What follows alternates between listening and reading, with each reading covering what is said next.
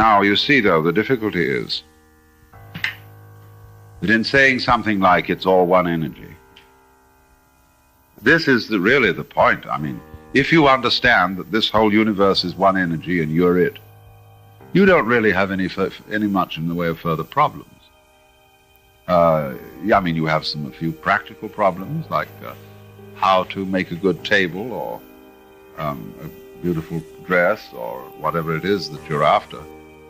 But you don't have any more metaphysical problems when you see that. But a person who thinks a lot can't understand that at all, because he says, well, it doesn't make any difference. If everything is all one energy, let's begin again. I mean, what have you said? Well, of course we haven't said anything. Logically, the statement is pure nonsense. Everything is one energy. So what?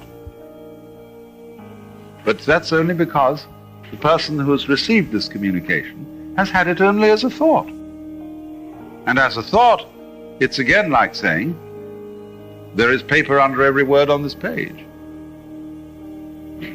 And thinking that that means that paper, paper, paper, paper. But when this is something that emerges from not thinking, and when you see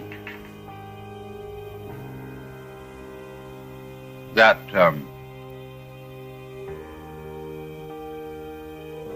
you've been bamboozled all your life long, you've been bugged by everybody else into thinking that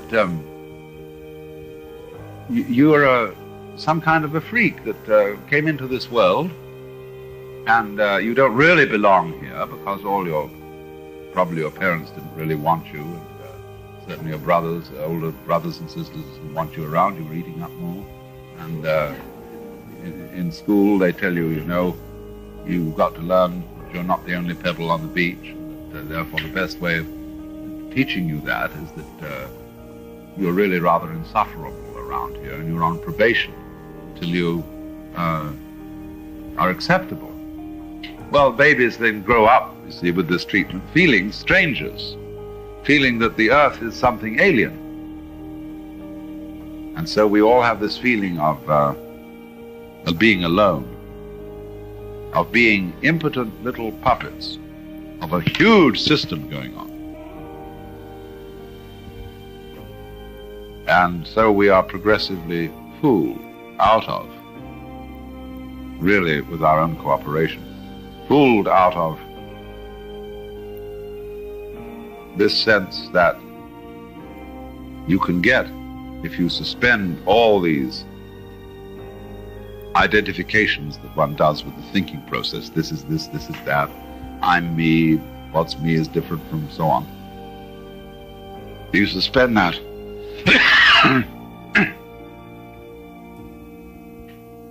You see not simply that all those problems and all those definitions of who you are were unreal.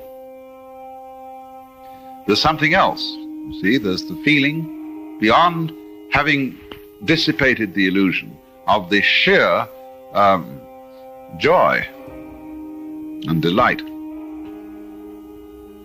of this one energy now is realizing itself as you.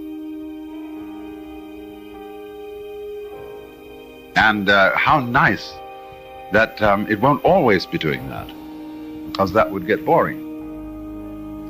It'll go like this, you see, and it'll be a different situation altogether.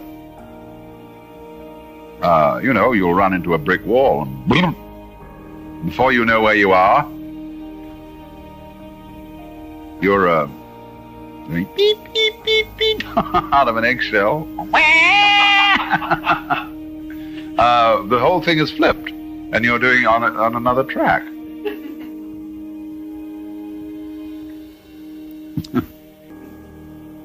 But there's only one you see. It's all the one energy.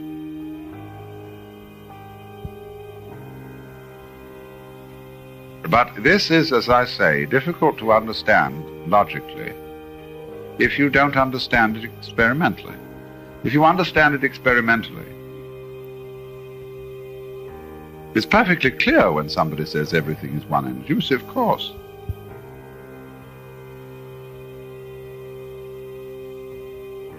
But the person who's stuck with the concept and has nothing more than the concept simply can't make any sense of it at all.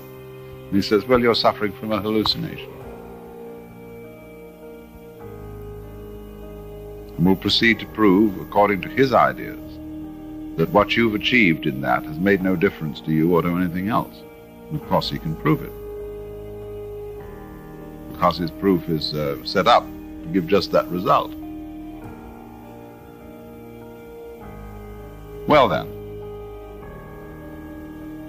I got into that at some length, the question of no thinking, because of trying to point out how one must avoid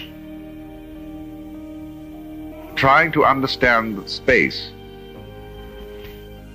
in such a way as to make it a thing. Like a box, you see, which contains all the objects in it. But a no thing, like space, is at the same time in cahoots with things. There are two aspects, two poles, two terms of the same one energy.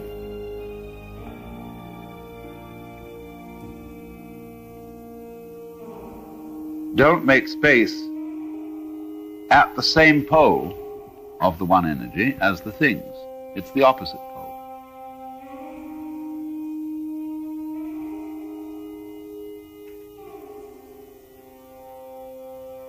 It is then because of our treatment of space as nothing, you see, that we're afraid of death.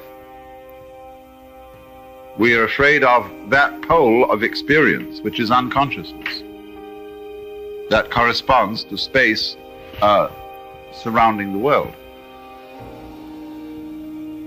And because we think that reality, that our life, that our identity is entirely in the domain of consciousness and thingness and thinkableness, the other pole seems completely threatening.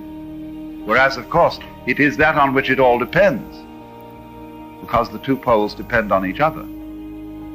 They energize each other. So when you are scared of the non-being side of things, you are, as it were, frightened of your own mother.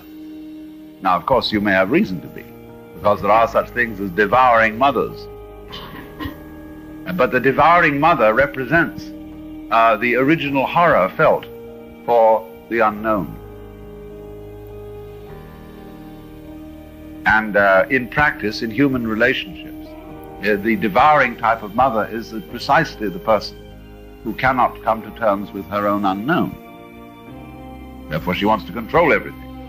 She wants to see that all her children remain perpetually under her dominance. She can't let go. As if she let go, you know, she'd become uncorseted and flop all over the place, as it were.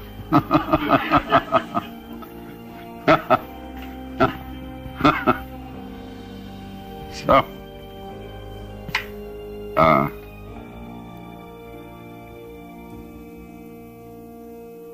she becomes the devourer. But you always conquer the devourer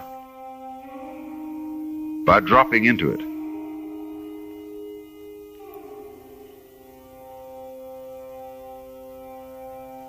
By faith, in other words. Faith in the sense of trust. I don't mean belief, trust. Drop into space, and you float. See, this is only begins to be understood by rocket people as they get out there. We're going to have, I don't know how the psychology of this is proceeding. We're going to have an awful lot of people getting out in space and not wanting to come back. Because when you're in orbit and you float, very interesting sensation.